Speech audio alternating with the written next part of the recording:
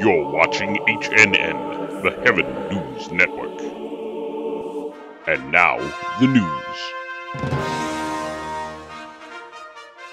In breaking news, we have learned that Joseph, one of the 12 sons of Jacob, and rumored to be his favorite son, is now long overdue from a trip to check on his brothers in a faraway field. Joseph's father has stated that Joseph was always a good boy and would never cause his father to worry by staying away this long. A number of the family servants report that Joseph's brothers were extremely jealous of the fact that their father loved him best. This favoritism was recently demonstrated by the gift by Jacob of this really decked-out robe to his son Joseph. For more on this developing story, let's go to our reporter at the scene.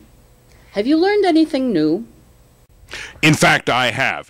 It seems that Joseph's brothers have just returned. They have in their possession Joseph's fine coat, which is covered in blood.